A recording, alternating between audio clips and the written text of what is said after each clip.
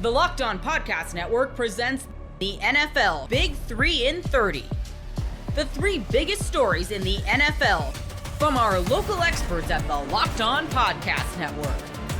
Bringing you the real story, why it matters, what's next, who wins the big game, and more, all in 30 minutes. The NFL Big 3 in 30 starts now with the biggest story in the NFL. The Washington Commanders are clearly all in on their 2024 roster after making a big trade. You are Locked On Commanders, your daily podcast on the Washington Commanders. Part of the Locked On Podcast Network, your team every day. Perfectly, David. He's going to be a perfect fit for that type of system. That's exactly what he was asked to do here in New Orleans by former head coach, former defensive coordinator, Dennis Allen. The Saints' brand of football over on the defensive side was very press man coverage heavy. It was all about physicality. And Marshon was one of the better run support corners in the NFL. I was talking about it earlier. I think that Dan Quinn's going to love Marshon Lattimore just because of how active he is in run support alone. But the other thing that he does very well is that he hustles, he tussles with those big quintessential X style receivers, the big bodied guys. That's exactly who Marshon Lattimore loves to match up against, loves the physicality. It's a big part of his game. Yeah, and you talk about tussles, right? Fortunately for the Tampa Bay Buccaneers, they've already played the Washington Commanders this season, that's right. So they don't have to worry about a Mike Evans, Marshon Lattimore duel there in burgundy and gold instead of gold and black. But the other part, so you talk about the press man coverage thing, and I think that's a really big part of the inspiration here, right? We haven't talked to Adam Peters, the GM, or Dan Quinn, the coach, yet since the trade has been made, but I anticipate that's going to be a part of this because gradually through the season, you've seen the Washington Commanders shift to more of a zone defense, more zone than you expect them to be, and they certainly were early on. I think part of that is, one, they're getting beat. Two, they're not getting a lot of ball production. They're not getting a lot of takeaways. And you're not getting takeaways. What you got to do is bend, don't break, right? Make those teams make mistakes, make them kick field goals, do all those things. Now with Marshon, though, I know he hasn't had an interception this season, but he's had an interception every season of his career so far. And assuming he gets one here this year with Washington, that streak will continue. How does that ball hawking show up on the field? Like, what is it that Marshon does that allows him to take advantage of opposing quarterbacks? Yeah, look, he's not the type of corner that runs a route for a wide receiver, but he is the type of corner that will beat you to the catch point. He will. He's got really good closing speed, and he'll use that closing speed sometimes to bait quarterbacks into throwing his way. He also does a very good job of crashing down on in or out breaking routes and finding the right angle. His angle on the football is typically pretty safe and sound. And so I think that those are places where he does that. It's a natural ability thing that allows him to be able to kind of turn on the jets and then be able to undercut some passes and things like that. But really, the thing about Marshon Lattimore is that he doesn't get a lot of takeaways because typically he's forcing quarterbacks to throw to the other guys. So really the idea here is that you get a Marshon Lattimore to make the opposing quarterback hold on to the football a little bit longer, move forward in the progressions, have to throw at somebody else, but also have to throw at somebody else half a second later, a full second later, which could be enough time for that pass to come out under pressure. Could be enough time for that pass to come out ill-timed. Could be enough time for that pass to come out at the wrong angle or not being able to throw to the right spot. That's where Marshon Lattimore's lockdown kind of moniker comes from, is his ability to not be targeted, force that quarterback to move through the progressions, given the pass rush time to get home, or maximizing the opportunity for takeaways elsewhere on the defense. Yeah, you basically erase an entire route, right, in the progression, like you said, by just having them over there, and that, in some ways, I talked about it here earlier. In some ways, that's gonna put more pressure on guys like Benjamin St-Juste, who's not known as the greatest takeaway artist, but hey, look, time to earn your money when you're over there, and the Washington Commanders obviously have been a big surprise to people. I don't think anybody, if we go back to August, nobody's going to predict that in the beginning of November they're going to steal a Dallas Cowboys term all in on building, turning their roster into a championship caliber roster at this point in the season. But that's what they've done. And part of what's allowed them to do that is what they call this brotherhood and this standard that the players themselves have set inside the locker room of doing your job, communicating, playing smart assignment football. How is Marshon going to fold into this Washington Commanders room that really is built all about everybody doing what's best for everybody, not what's best for the individual? Yeah, that might be the one place where there might be a little bit of a disconnect. Marshon Lattimore is very much kind of a loner. He's kind of the guy that is the top guy, and he kind of works off by himself. I've heard a lot of stories from former and present Saints defensive backs talking about, those defensive backs kind of being in the cafeteria and like grabbing lunch together or something like that. And Marshon's still out on the field working. That's probably, there's worse things to be than a hard worker, of course, everything like that. So I'm not trying to say anything negative about where Marshon is, but I don't know how other players sometimes take to that when there is sort of this brotherhood community kind of, kumbaya session that could be going on. And Marshon might not be a part of that because he's out on the field and things like that. So that might be where there could be a little bit of a disconnect, but I think that he doesn't do those things, in my experience and from what I've been told, as a means of separating himself from his teammates. He's just got a ridiculous work ethic. And that's kind of the way that he carries himself. So I could see a little bit of the maybe adjustment having to be made before he's really playing along with that. But if you notice some distance between him and the other guys, it's not out of lack of interest. It's that he just is a hard worker. And he's a guy that relies a lot more on natural ability than talent, or excuse me, natural talent than fundamentals and basics and things like that. And so if you're going to do that, you have to be at the top of your game at all times. And I think that's part of that drive. Yeah. I mean, I think that's a great point to make. Like if you're going to live off of that athletic ability better be top shelf. And certainly when Marshon's on the field, it appears to be just that. And this group's going to love the hardworking attitude. I don't know that they need to go bowling to be successful on the field. I think they'll be okay. Hopefully with that. Now let's talk about availability, right? And Ross Jackson, host of Locked On Saints, as well as I do, our boss of the network, NFL channel coordinator Ross Jackson, hates when we bury the lead, but availability, the most important ability, might be the most important thing here for Marshon. So hopefully that guy can forgive us for talking about it here in the interview. But let's talk about the injury concerns, right? Because a lot of people, a lot of Commanders fans, when these rumors start spinning up and we kind of start talking like, hey guys, this might be an actual thing, kind of start saying like, look how many games this guy has missed. What kind of context can you provide to us about the amount of time that Marshon has missed over the last couple, 2-3 seasons? Yeah, I would say that the present injury that he's dealing with, which is a hamstring injury that sidelined him for 2 games plus 2 halves of games, also 2 second halves of separate games, is something to keep an eye out on. He does have a history with hamstring injuries throughout his collegiate time and stuff like that. So that is definitely something to keep an eye out on. The 2022 injury, however, this is an injury that took place where Marshon Lattimore sprinted to the opposite side of the field to get in on a play and try to stop a touchdown pass in the end zone that he had no business being a part of because he was on almost the opposite side of the field. He dove to make the play, came down hard, and lacerated his kidney. And I think I said over on Locked On Saints, there's no amount of weightlifting that you're going to be doing, Monday through Friday or Monday through Saturday to get ready for a Sunday game to keep your kidney from being lacerated. So it was a bit of a fluke injury.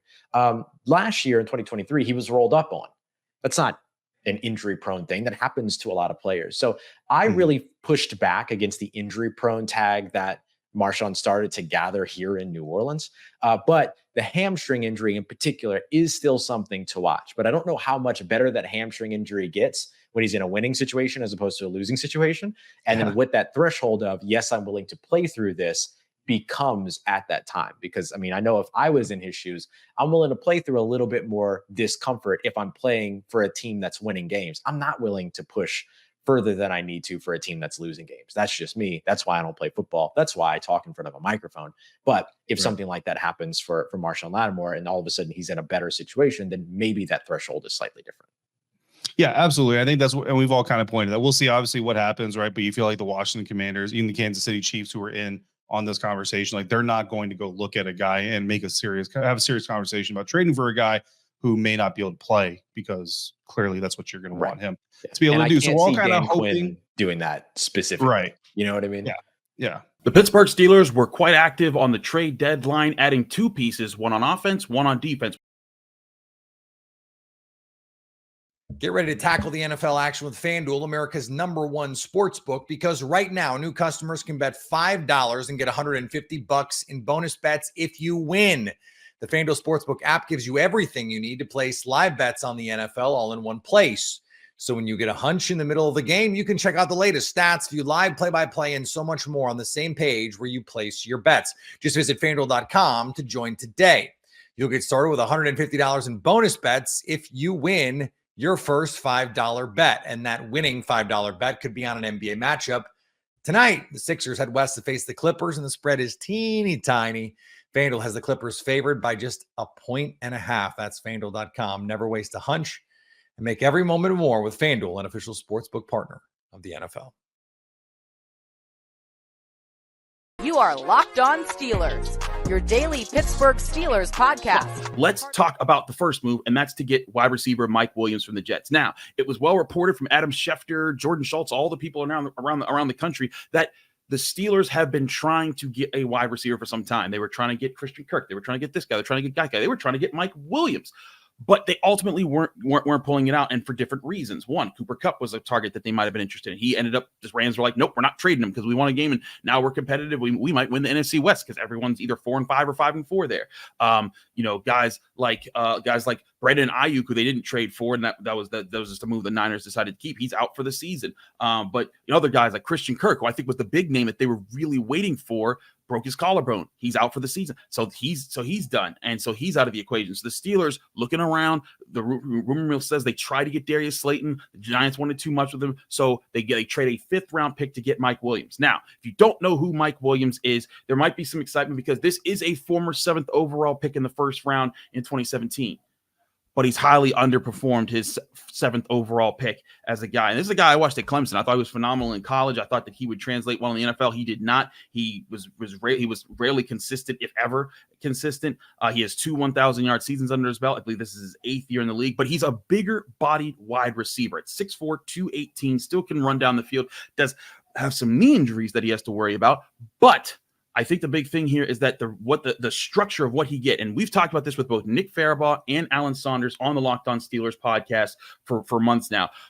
The question was, what kind of receiver would the Steelers get to add to their offense? Because George Pickens is an outside guy who can play in the slot if he really wants to. He could kind of line up anywhere. But the Steelers have multiple slot guys. Van Jefferson, really more of a stronger slot player. Calvin Austin, more of the faster slot player. Scotty Miller, more of the quicker slot player. So they have all these slot guys, and Van Jefferson and Calvin Austin can line up on the outside, but that's not their forte. Mike Williams is all about that. That is what he does. Now, he's not going to beat you with precise route running. That's not his MO, but he goes up and gets the football, which, as we know, that's what Russell Wilson likes to do. He likes to throw those calculated deep ball, those moon balls that he throws up high, comes down, and he hopes that his receivers come down with it. He puts the ball in favorable spots for them to come down with it. We've seen George Pickens do that. That's what Mike Williams' MO is. And here's the thing. I don't think Mike Williams is a game breaker for the Steelers. Like, the Steelers aren't trading for that. And if you're thinking that he is, dispel that myth right now. That's just not going to happen. But what I do think Mike Williams, can bring to the Steelers offense is a bigger player who can get down the field, be the vertical threat, and make the occasional contested catch that can move drives in tough situations. And if he can do that, that's depth that the Steelers can add to their roster, that they can move around. And now they can play a little bit more with formations. It allows them to kind of put defenses in situations. All right, who are you going to cover? You're going to shade to pick inside. Guess what? If you leave one-on-one with Mike Williams, he's a bigger guy. And if you have a smaller corner, not a lot of corners there, I don't know too many corners that are 6'4". I don't know if any corners are really 6'4", but if you have a smaller corner on him and that's your number 2 guy, you might be able to get a good jump ball situation with him. And if he pulls that down, great. And again, doesn't mean it's always going to happen. Doesn't mean it's an immediate fix, but this is the answer for depth that the Steelers were looking for. And if you've been listening to the Locked On Steelers podcast, as I hope you have been, or watching it on YouTube, you've known that I've been saying, like, hey, I don't know if they need to go out and make this blockbuster trade for a wide receiver, but this was more of the compensation I was talking about here. A 5th round pick, when they have 2 5th round picks, that's more up the alley of what the Steelers are looking at here. And I think that them getting a guy like this shows, hey, they believe in the structure of their offense. They believe that their offensive line is going to continue to get better. They believe that Russell Wilson's going to get more in sync with this offense. George Pickens going to find that synchronization with him. Calvin Austin, who I think, again, gets open a lot more than people realize. Pat Freiermuth, Donnell Washington, Najee Harris, Jalen Warren, Cordell Patterson, who, by the way, will be back, and we'll talk about him in a bit here. But looking at all those different options, Mike Williams is just now a puzzle piece that they can place into and complicate things for opposing defenses a little bit more to add to the balance the Steelers want to strike. Again, the Steelers are a middle-of-the-road offense in the NFL, and that's all that this offense was supposed to be for years while they were rebuilding it to get to the point to kind of buttress the Steelers defense that they want to be at the top of the league. Steelers defense still at the top of the league right now. They still have improvements to make, and we'll talk about the Preston Smith edition and what it does for that. But I think that that's the thing about Mike Williams, is that him being a puzzle piece helps them towards their ultimate goal. It's not the one piece that's exciting there. It's the sum of all the parts together, and he just adds to that sum in a unique way that might boost production for other guys. And here's the thing. It's not going to do it right away because defenses are going to come out and say, oh, we got to double cover Mike Williams because the Steelers just traded for him. But you know what they're going to do? They might still double cover George Pickens on a deep ball and on one side of the field, and on the other, you get a one-on-one with Mike Williams. And if Russell Wilson, and he's been very efficient in throwing the deep ball this year, one of the most efficient passers in the NFL in a very small sample size, but that's what his MO was last year. It's what it is this year. If you hit 2 to 3 bombs to Mike Williams, and I'm not talking 80-yard touchdowns, but I'm talking 30, 20, 25, 30-yard gains where it's one-on-one, he throws it up, and it hurts you like that. Defenses are going to have to respect that, and then it's going to make them play a little bit more 2 deep safety looks, and then all of a sudden the box opens up, and when the box opens up, the run opens up, or you can get them more in play action. The middle of the field opens up. Those things can become part of it, and that's where I think Mike Williams as a puzzle piece fits what Omar Khan wanted to do, fits what Arthur Smith wants to do, and fits what Mike Tomlin wants to do, and fits what Russell Wilson might be able to do well with this offense. We are going to talk about this other move, this Preston Smith. The Steelers traded away a 7th round pick for him, not a high spend, but a good player to add to the defense. Now, if you're looking at his size and you're thinking, wait a second, is he a linebacker or is he a defensive end? My answer is yes, because he kind of does both. But in the Steelers system, I think he will be purely an edge rusher, more of like a big edge rusher. He is 6'5", 265. He's a former 2nd round pick by Washington. He's been with the Packers. He's actually signed a pretty decent deal with them. But he is sort of that big edge rusher that they'll line up at outside linebacker, probably in more their 4-man down sets, like shot when they're in dime or nickel. And he can be an edge rusher depth piece and a puzzle piece, much like Mike Williams is on offense. Now, I think what they're trying to do here, what Omar Khan's trying to get here, and it's funny because people saw this move and they're like, why are they getting another edge rusher? Mike Tomlin said something very interesting during the Tuesday press conference, and I didn't have time to clip it up because I've been busy writing Pitt and doing all the trade stuff and getting other things done for the Post-Gazette. We'll have a show with Wade for DePaulo to later today as well on the Post-Gazette's North Shore Drive podcast. Go check that out. But looking at Preston Smith and what he brings, he is that 4th piece to the edge rusher room that the Steelers thought they could get out of Marcus Golden. I actually think he's better than Marcus Golden for what he brings to the table because of his size. But Preston Smith is a physical run defender first guy who can rush the passer. You look at what he's done in previous years. He has been able to get sacks. I think he had 8 and 8.5 sacks in 2022 and 2023 before he was kind of relegated a little bit in the system. And I want you to hear out Peter Bukowski, who has an interesting breakdown for how Preston Smith fits into what the Steelers could do here, because when you look at Preston Smith, he's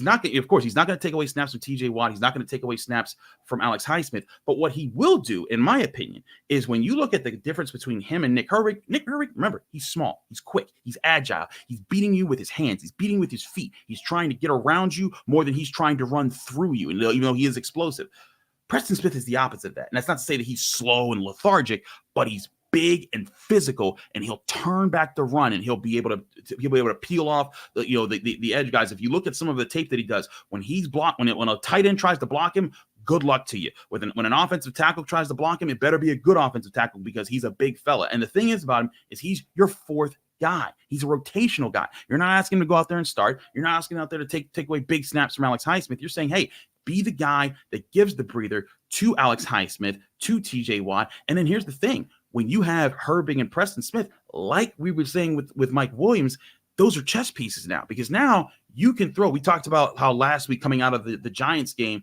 that Preston Smith, how Alex Highsmith and TJ Watt started to rotate sides just a little bit, and the challenges that it gave the Giants, and it led to TJ Watt's strip sack because he was left one-on-one on that side. Now you have a quick guy, a fast guy that comes off the bench, and a big, strong guy. And now you can flip those guys around and further confuse guys. But listen to Peter Bukowski. He does a great job covering the Packers for Locked On Packers. He has some thoughts on Preston Smith. I'm Peter Bukowski, host of Locked On Packers. Preston Smith with the Pittsburgh Steelers. The problem with Preston Smith in Green Bay is, number one, Brian Gutekunst is a little bit like Leonardo DiCaprio, and maybe not at 25, but maybe at 30, he starts to go, I'm losing interest. And that is the situation here for the Packers. He wasn't a great scheme fit with Jeff Hafley in this move to the 4-3, was a better stand-up outside linebacker in Joe Barry's 3-4 defense. If you're a Packers fan and you're in the know, you'll know that The joke is that he was also one of the Packers' best cornerbacks because he famously got locked up with Devontae Adams, with Justin Jefferson, in some unfortunate coverage situations with Joe Barry. This move was something we saw coming over the last few weeks when his playing time was well down, even though he was the stated and technical starter, didn't even play 50% of snaps against the Lions. His playing time has been cut down each of the last 2 weeks, 3 weeks, as I think this was where we were headed. He's still a player who I think can be a situational player for a team like the Pittsburgh Steelers, who is not going to need him to play every snap, who can give them some nice pass rush, who can take the pressure off of TJ Watt and give them another look. He's a big, long, physical player. And I didn't want to lead with this, though maybe it's the most important thing. This is a locker room ace. He is going to be a leader in that locker room from the jump, someone who has been in big playoff games, has been part of a really good organization with a really good coaching staff in Green Bay. He is going to know right away what the standard is and come in and play to it, hold guys accountable, and be a part of the winning culture already established with the Pittsburgh Steelers. I thought when I heard that the Packers were taking calls on Preston Smith, that it made sense for a team that needed a culture infusion to get him. Someone like, could they go get Jadeveon Clowney and swap them? Just be a locker room presence in a way that maybe Clowney isn't for the Carolina Panthers. I don't know. I'm not in that locker room. This is the perfect fit as well because it's someone who you know is going to come in and be that guy for you right away. Do I think it changes everything about this defense? No, not at all. But it is insurance, and you can never have too much pass rush. I think this is just a Packers team. They wanted to get more snaps for Lucas Van Ness. And again, Van Ness is a better fit for how this Packers defense wants to play than Preston Smith was. Plus, he's a part of the future of this team, and Preston Smith probably wasn't going to be. So there you have it. Very well put by Peter Bukowski. The Steelers getting a depth, a starter from another team who kind of got pushed out by a young guy, but is not nearly as old as, some other people out there that are like, 33 and 34 years old.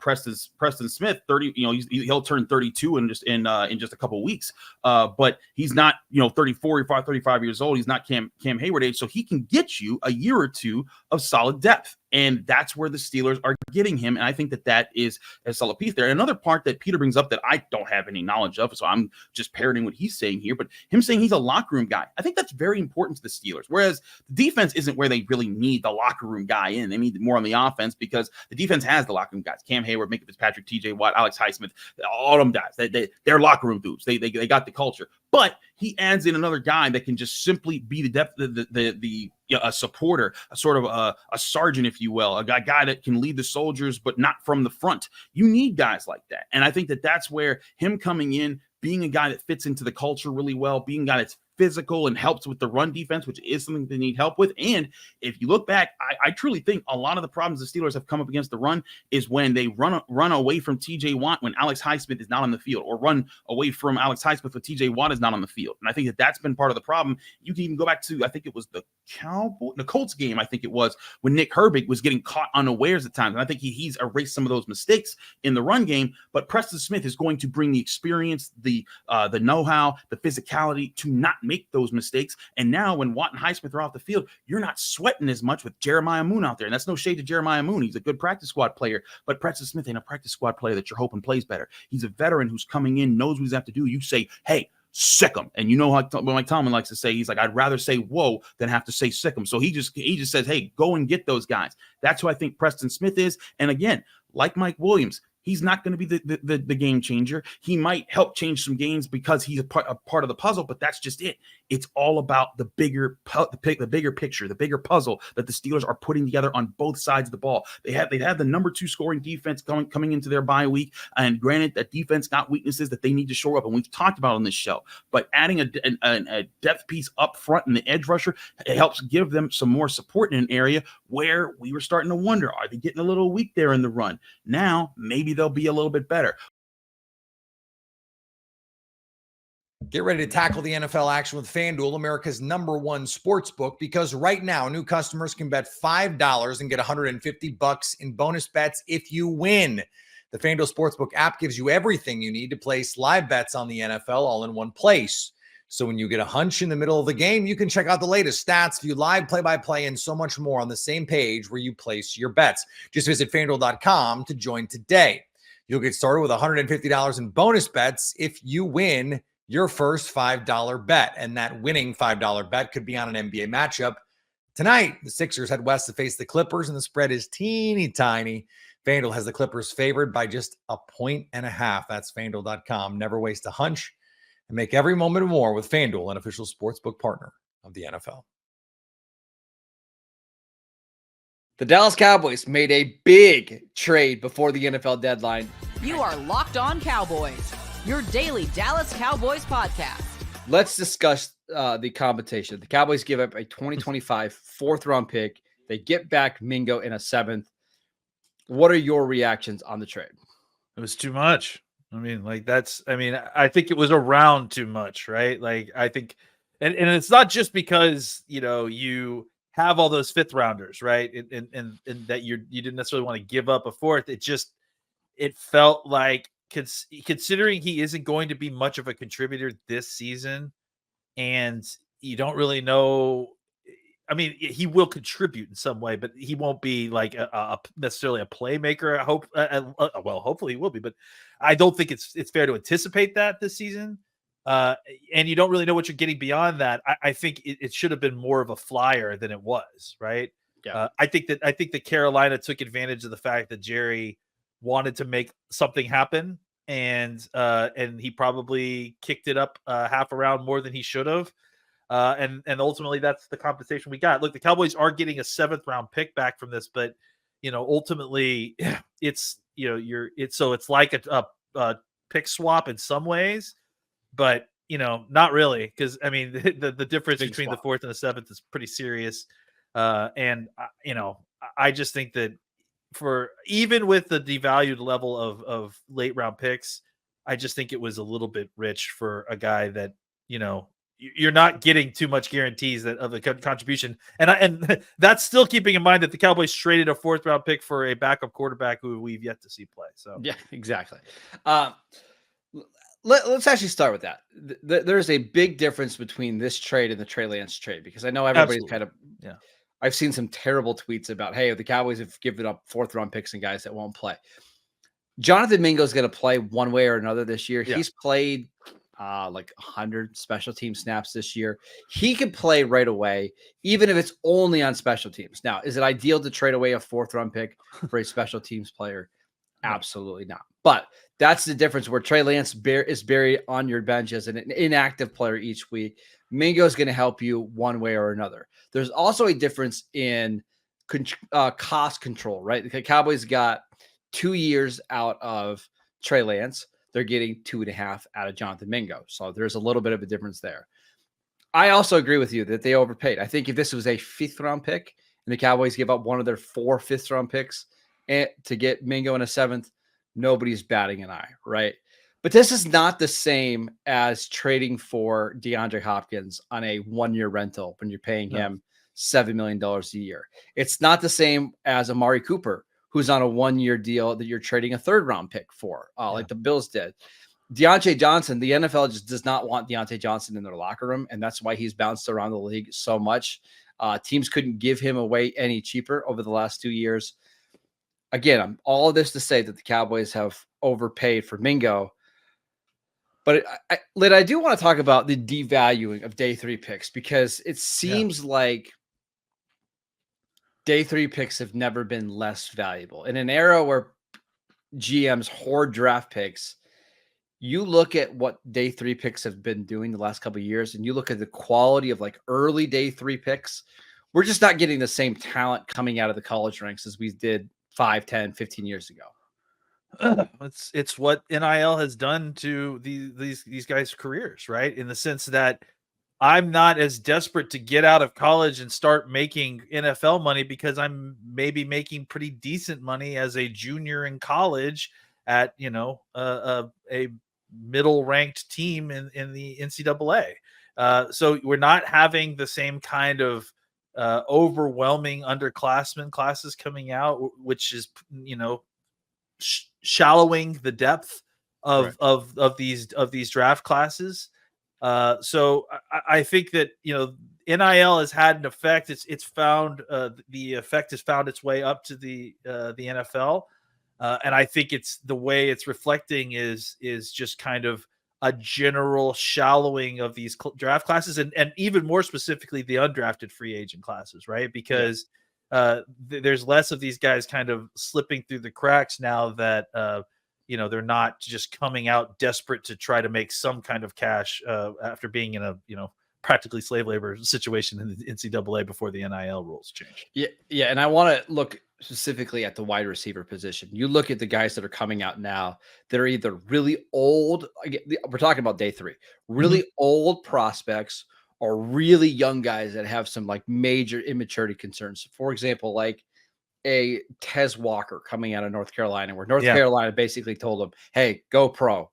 We don't want you anymore." Javon Baker, another one from UCF, who Alabama and Georgia basically told him, "Hey, get off our roster." Landon, you have 8 receivers that were drafted in the fourth round or top of the 5th round this year. 1, 2, 3, 4, 5, 6 of them have 2 or fewer yards on the season. Like, those guys aren't contributing at all. And this is not to try to make this Mingo trade look better. It's just that you're not getting the same talent in those rounds as we're accustomed to seeing. I think we're kind of exiting an era in which, you would get just a unbelievable amount of I think specifically you mentioned it, wide receiver and maybe even quarterback talent coming out of these classes. Because there was the change in the 7-on-7 rules in high school, and what that did to the supercharging of skill sets for these kids going into college, as far as running routes and defending routes. I think that it had a similar effect with cornerbacks as well, right? And for a while we were kind of in the golden age of skill set drafts, right, where these guys come into college already skilled.